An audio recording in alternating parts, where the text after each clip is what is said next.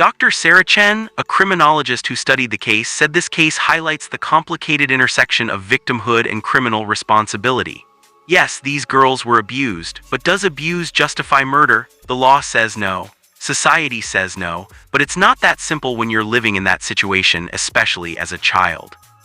Domestic violence advocate Maria Rodriguez used this case to push for better reporting systems. She said if CPS had done a proper investigation when the first report came in, maybe these deaths could have been prevented. Maybe Linda Parker would still be alive. Maybe these girls wouldn't be in prison. But others argued the twins had options.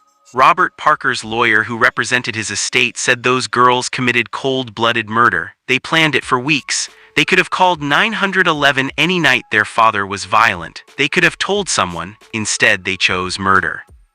This case wasn't the only one that year involving teenage killers. Just 4 months later, another case would shock the nation even more.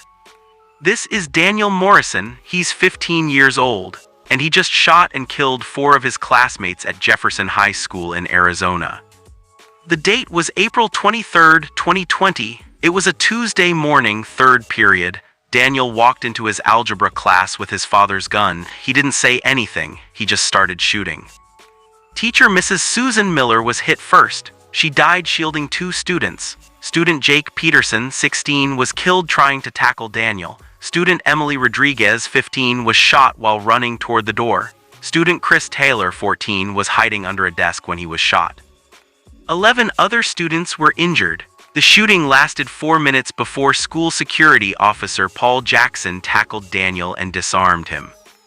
Daniel didn't resist. He dropped the gun, he put his hands up, and he said, "I'm sorry." The aftermath was chaos. Parents rushing to the school, ambulances everywhere, news helicopters overhead, students being evacuated with their hands up. It looked like a war zone. Daniel Morrison was arrested at the scene. When police searched his backpack, they found 3 more loaded magazines and a list of names. Everyone on that list was a student or teacher at Jefferson High. The investigation revealed Daniel had been planning this for months. He'd written a manifesto, posted videos online, and told several classmates what he was going to do, but nobody reported it. Either they didn't believe him or they didn't want to get involved.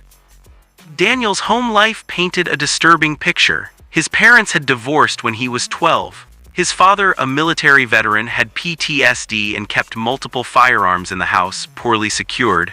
Daniel had easy access to weapons.